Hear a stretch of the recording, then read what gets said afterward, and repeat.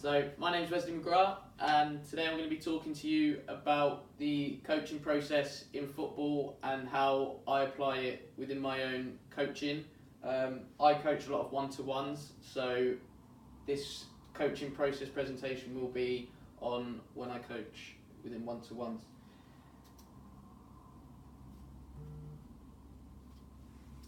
A little bit about what the presentation is going to include. The presentation is going to include what the coaching process is. Then I'm going to explain some coaching process models and the one that I feel that I use and apply the most when I coach. I'm then going to be talking about how that affects and influences the way I coach within my one-to-ones. That will then feed into my philosophy, values and beliefs. I will then look to analyse that, and then I'm going to look at areas for improvement, because I realise that I am still quite a young coach and I'm not quite perfect just yet. Off the back of that, I will then talk to you about my SWOT analysis. I will then do a PDP, or personal development plan, and then it will have a conclusion which will include some SMART targets for myself.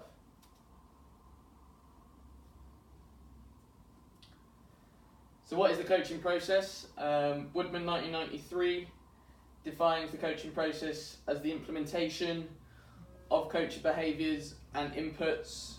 So they are seen as a coordinated and an integrated process. However, the one that I probably use the most, and the coaching process that I probably identify with more, is the one from Borry and Knowles 2003, who state that the coaching process is a series of stages that a coach has to go through in order to help a player or an athlete learn and improve in a particular skill. The reason I say that I use that the most is because of the context of the sessions that I do, with them being one-to-one.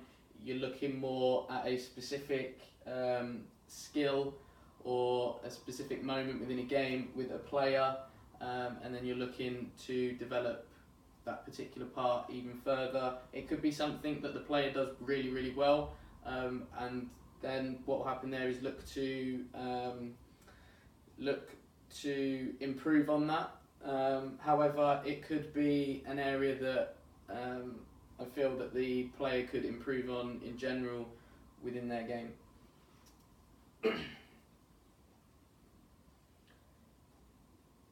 Coaching process models, there are a few out there, such as the one from Franks et al. In 1983. This one talks about when the athlete performs a task, that performance is then analysed, as well as the coach observing that particular task, and then it is related back to past performance. A coach will then plan a practice around the athlete performing, and then the coach will conduct that particular practice, and the cycle goes on like that. There is another one from Frank's 1997, which looks at analysing a player's performance, then evaluating that, what has happened, then looking to plan off the back of that, with the athlete then performing and then the coach observing, and it goes in a cycle like that. However, the one that I probably identify with the most and probably use the most is the one from the FA, that's been integrated into the England DNA, from 2012, which is the plan, do, review strategy. The reason that I do this is because I feel it's probably the most simplest one to do, and feel that within my coaching that is one that I am always thinking about when I'm either planning, doing and reviewing sessions.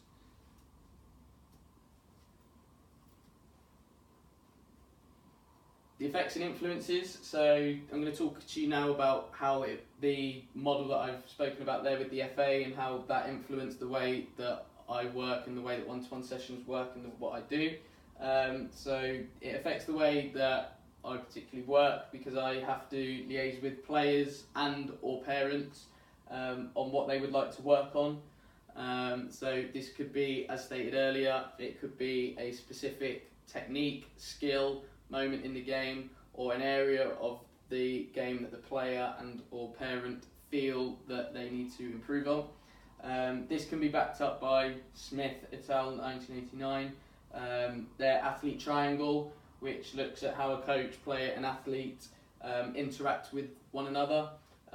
It also states that coaches are in a position to channel and look at parent concerns and intentions for an athlete's experience, and within that then parents can influence the quality of dialogue.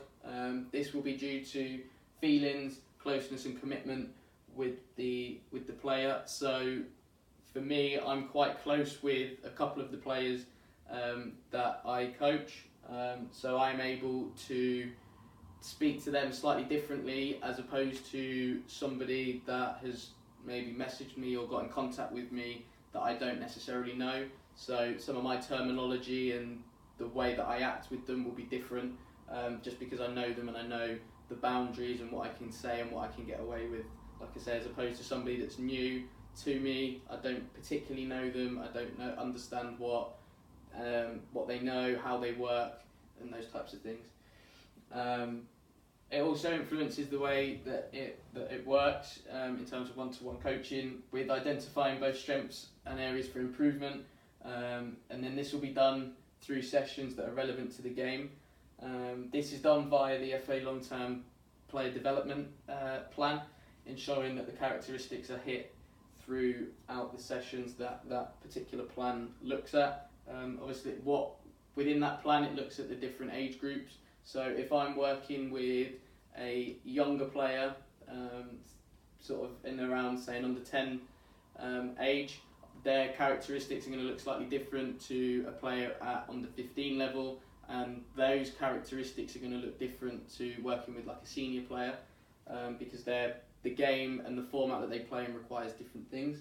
And I am a big advocate of having sessions that relate to the game, because I believe that if you are doing one-to-one coaching, you need to understand and break the game down for the player and understand and give them a why as to why they are doing what they are doing and how that then translates into a game. Because one of the things that I see a lot of from coaches is that they have all the equipment and they put it out and they do lots and lots of sessions with loads and loads of equipment, but actually it's not relevant to what a player would do in a game. So for me, there's no point in working on something that a player isn't going to necessarily do in a game.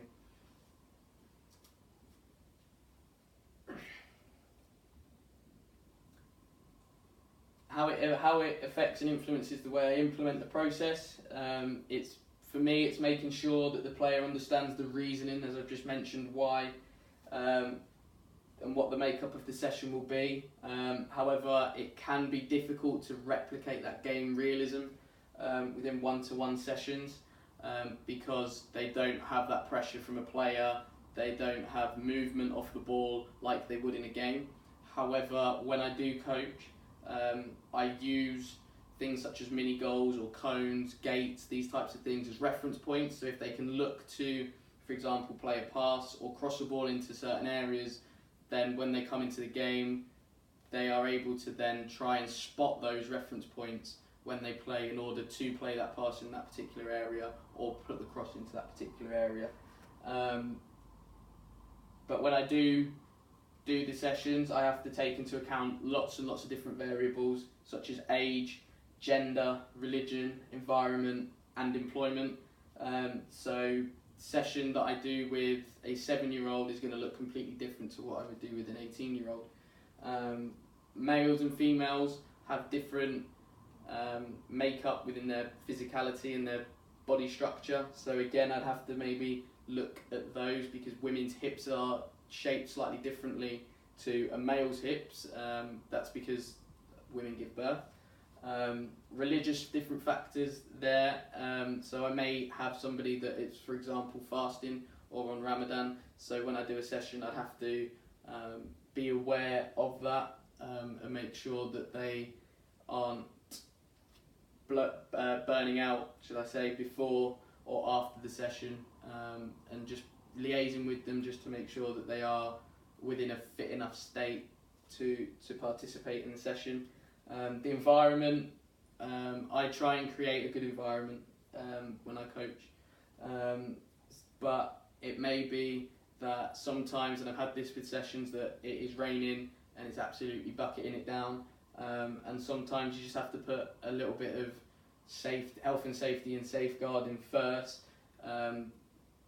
when coaching, because you don't want the player to then have that bad experience of, well, when I had a session with so and so, it was raining, they didn't particularly stop, I was doing a lot of standing around, that type of thing. So I always like to keep players active as often as I can. And employment as well. Obviously working with senior players, they may have jobs, so it's important to understand their needs and requirements, just to make sure that if I am coaching them, that it fits in and around with their job and whatnot. So a lot of the time sessions will probably be in the evenings, and even so with even working with younger players, obviously their parents are more likely to take them to sessions, so I have to be mindful again of when the parents work and their particular schedules as well. Other variables that I have to consider are any individual and personality factors that may exist, as well as individual expectations for coaching. So this is down to, if somebody was to get in contact with me, they may have a certain understanding or expectation or view of the way that coaching should be, and the way that one-to-one should be done. I have my own way, but it's important to make any person aware that this is how I work, and I do this because, and that then gives anybody that's involved in validation of what they're actually doing, whether it's right or wrong. At least they've got that justification and that validation.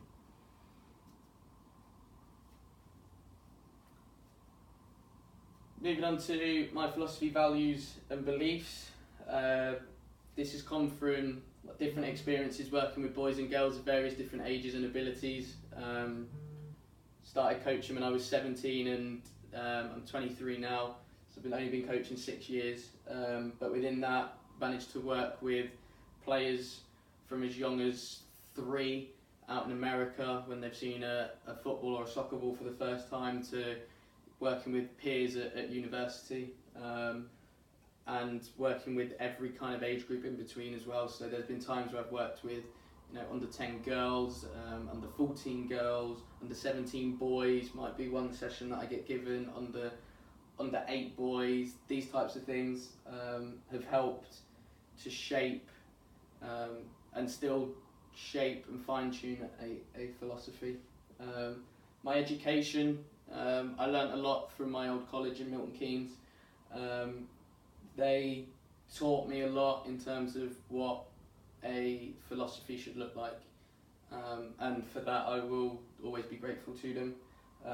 UCFB, university, again, within that I started to have my philosophy, but then underpin it and with academic theory, and then that started to give me validation as to why things were happening and why certain things would happen certain ways. And also at the last club I worked at, I was very, very fortunate to work at Milton Keynes Dons, and learnt so much from the other coaches there, just through discussion most of the time, and other CPD events, which I now use some elements of that in my other coaching.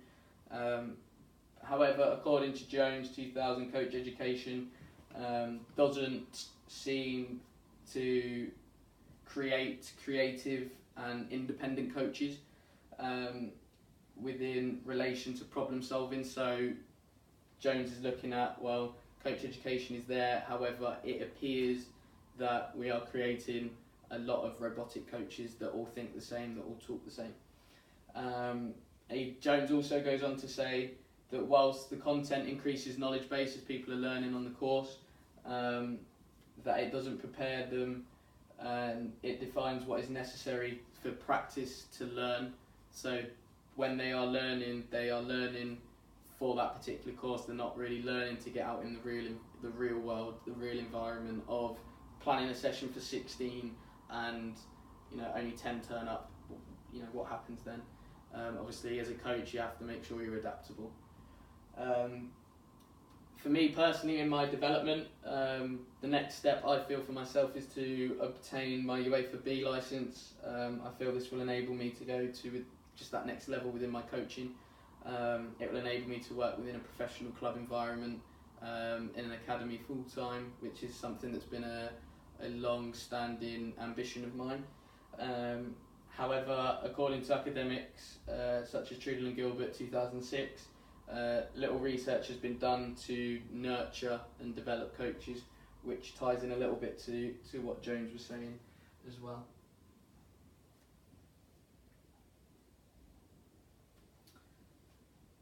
Who's influenced me and my philosophy, my values and beliefs?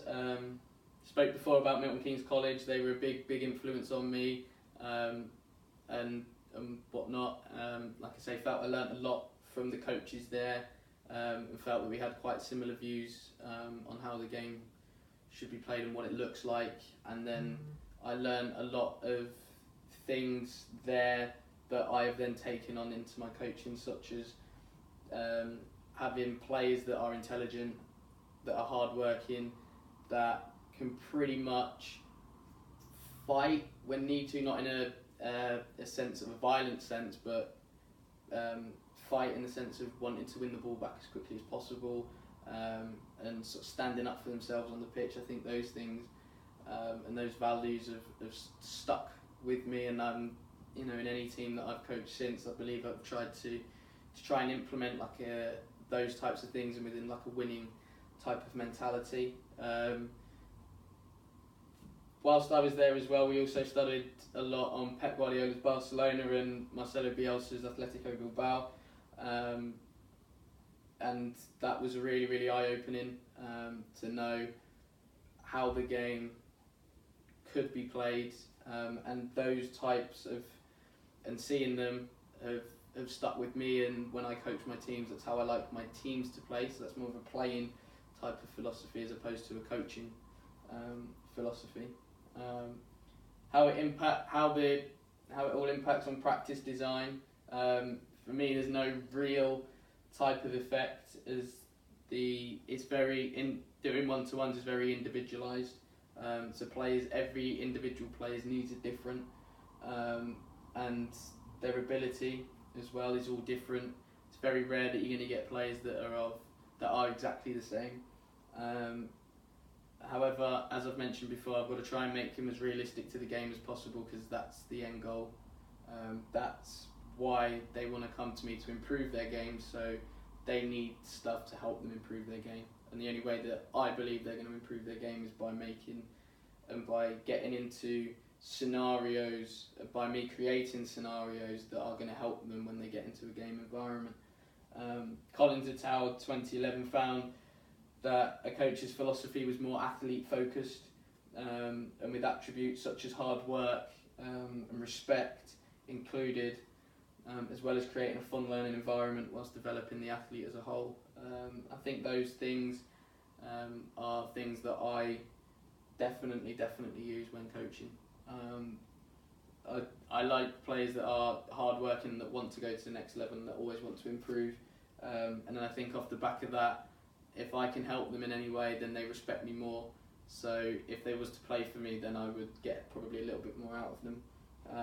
However, in the environment that I'm in, it has to be fun for them. They have to learn. That's two of the biggest things. That's two of the questions that I always ask at the end of every single session is, did we have fun today and did we learn anything? Because ultimately, if kids aren't having fun, they're going to switch off, they're not going to listen, then they're not going to take on information, so then they're not going to develop, and then they're not going to learn. And that is a key thing of development.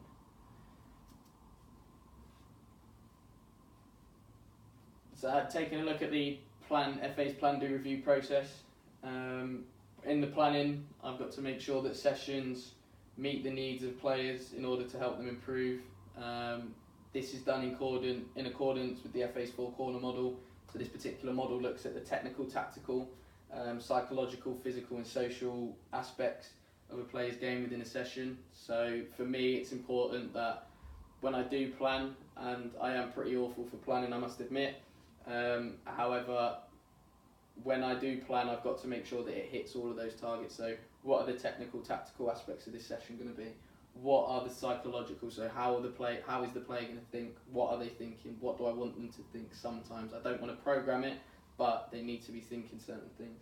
The physical side of it, how much running are they going to do? How much other physical attributes within the game are they going to get out of it? And then the social thing, how they communicate, is it verbal, non-verbal, those types of things. Like I say, I'm not great at planning because a lot of the time my sessions will come to me in my head, and they will come to me and within a split second. I've had this before where I turn up to a session and I'm not quite sure.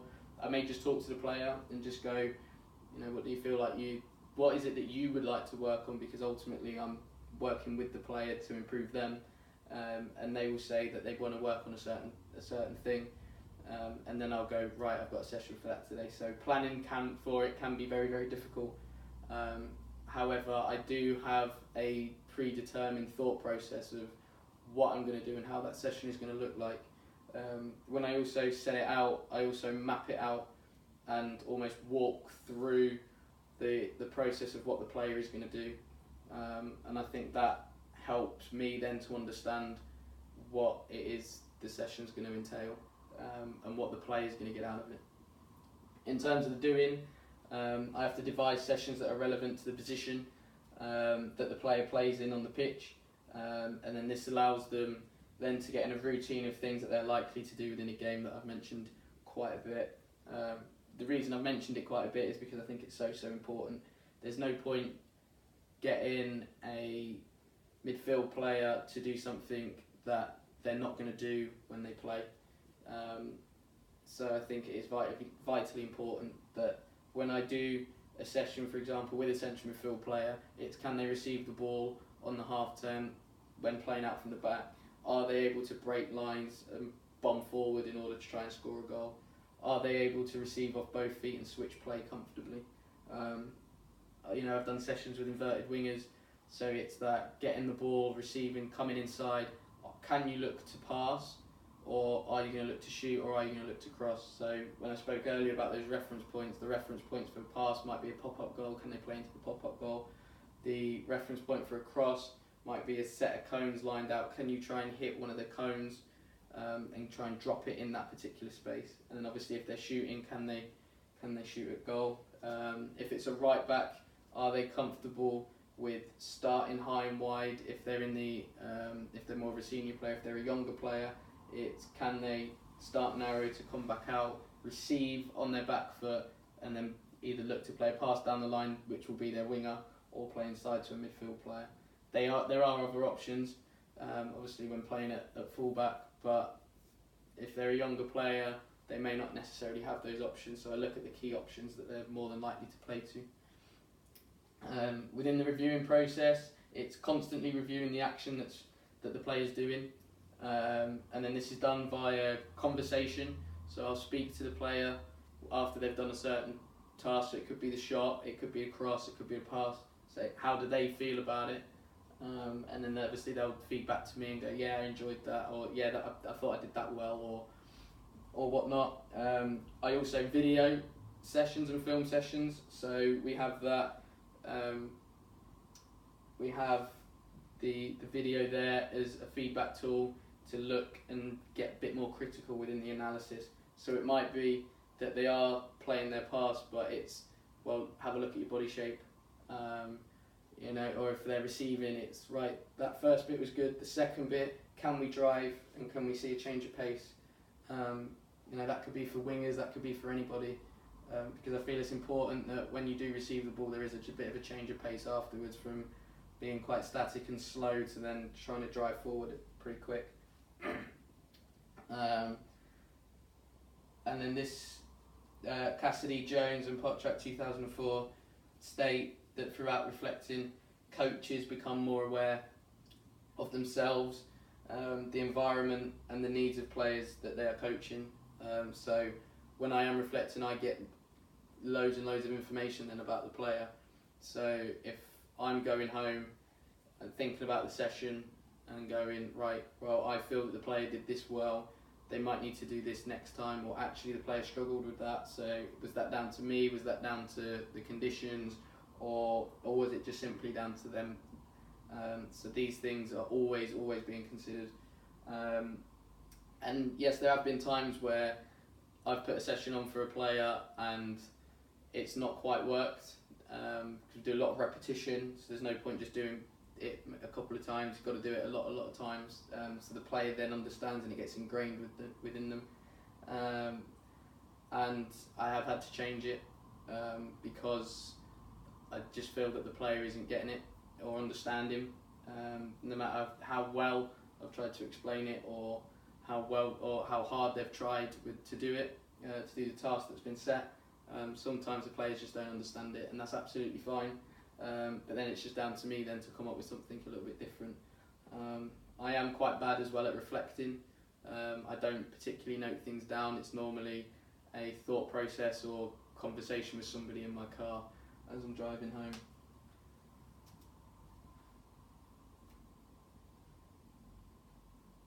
Onto the SWOT analysis. So I will speak about the strengths and opportunities and the weaknesses and threats, as I feel that they are quite closely linked. So I believe as a coach, my strengths are my personality and how I interact with players, and the level of and then my attention to detail off the back of that as well. I feel that I can give players quite a lot of detail when they need it. I also feel that within my knowledge, that they may not need it at that particular time and at that particular moment. However, if I was to continue working with them, they may need it at a later point. I feel I've got a good knowledge base of the game, and one of the reasons why I started coaching was for that reason. I felt I had a good knowledge base and wanted to feed that back to like younger kids. I also feel that game-related practices are something that I'm quite good at, understanding the positions of players and where they play, and then understanding what's required of them to then come out with game-related practices.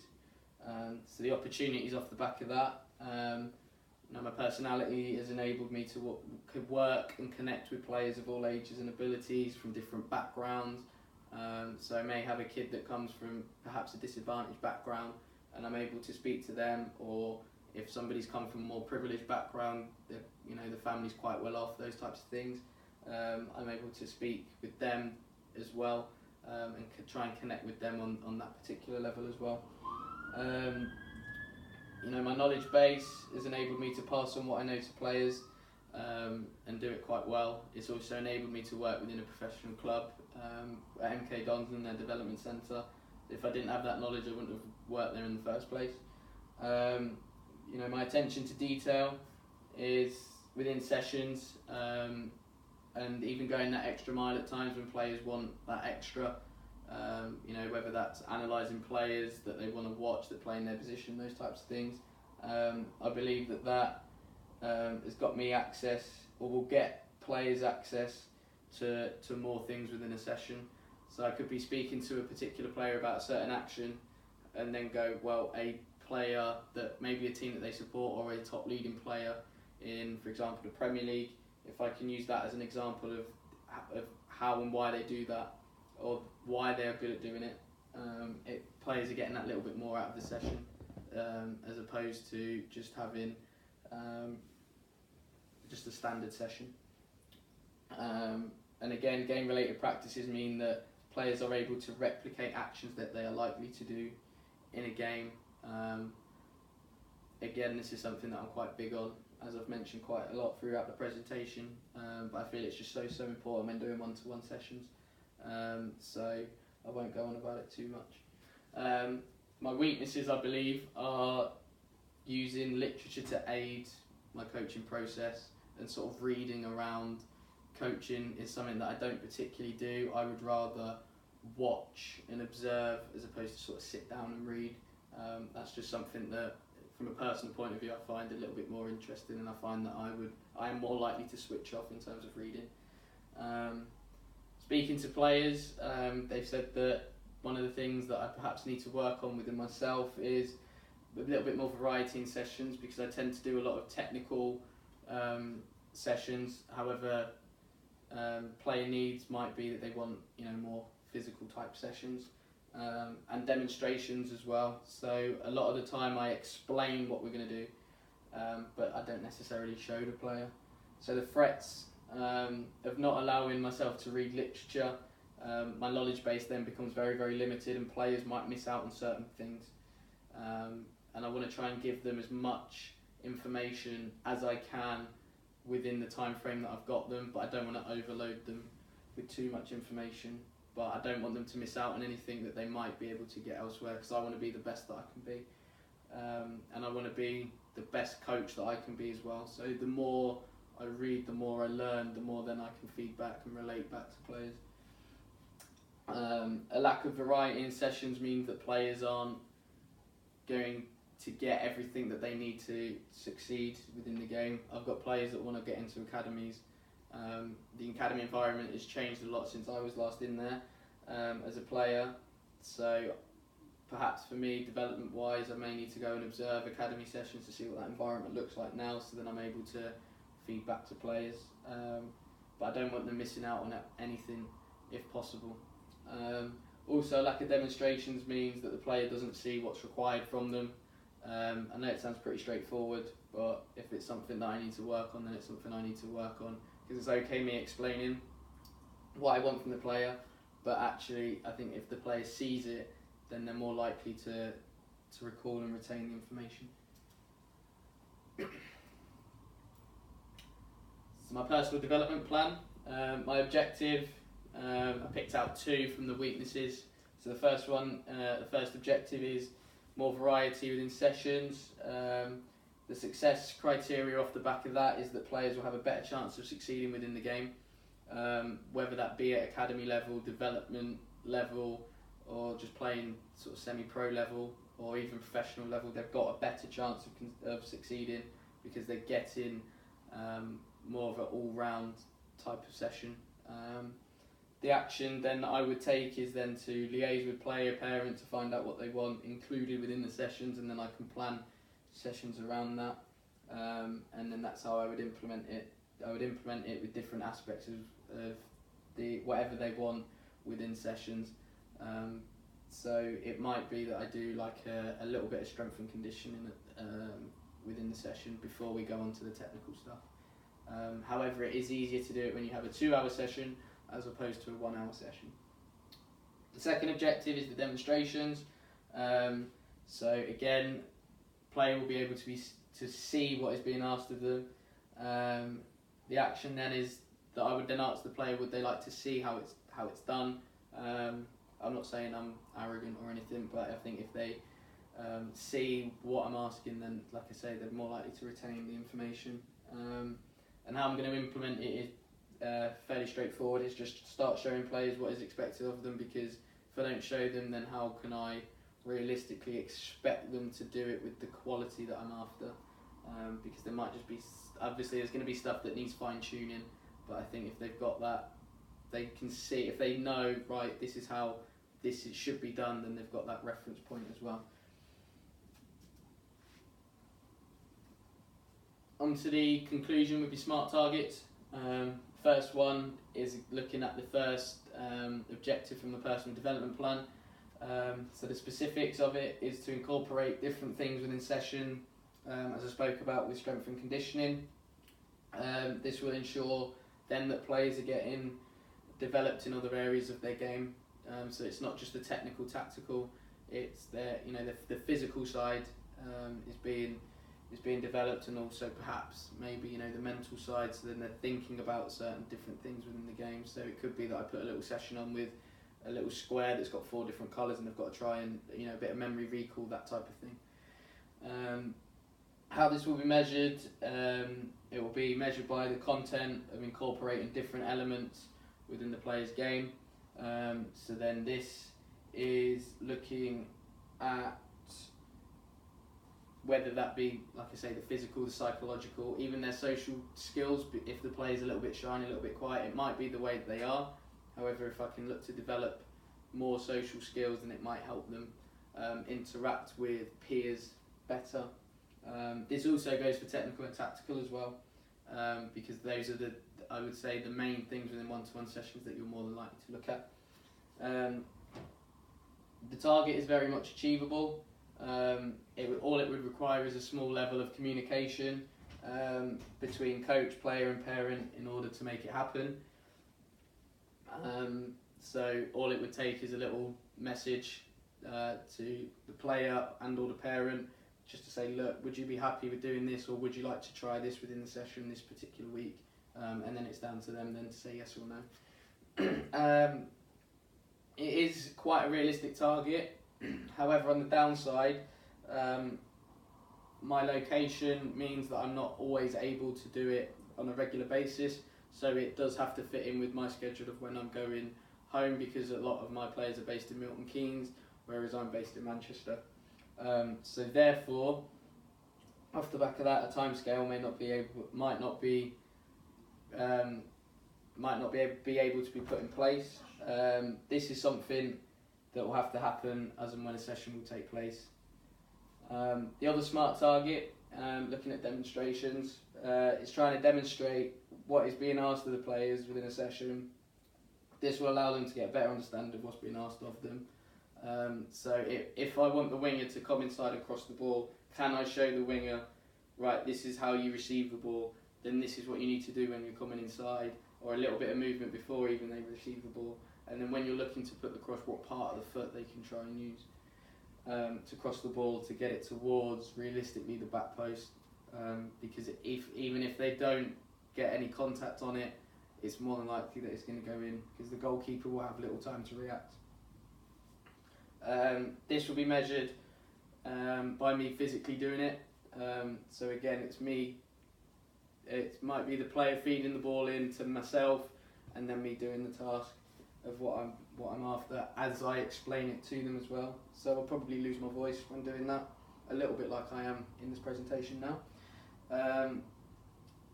And also the demo's got to be successful as well, because if the demo's not successful, then psychologically the player isn't thinking about the success of the demonstration, they're thinking rather negatively about it, because then they're going to think, well, if the coach can't do it, how am I going to do it? So it might not be me all the time, so sometimes I might do a little walk through with the player as well, which I have done previously. Again, this is quite achievable, so yeah, it'll be achieved by me actively demonstrating the makeup of the task and what it will entail for the player, and then looking at those fine details.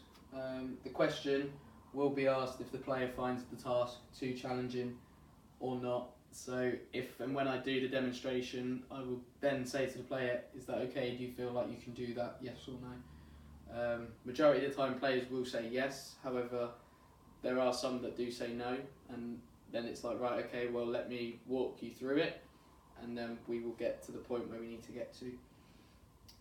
Again, the target is fairly realistic. However, due to location, it's something that might not happen regularly, and it is subject to availability. And then with that, again, a time frame can't be placed on it, because it has to be done if and when sessions take place.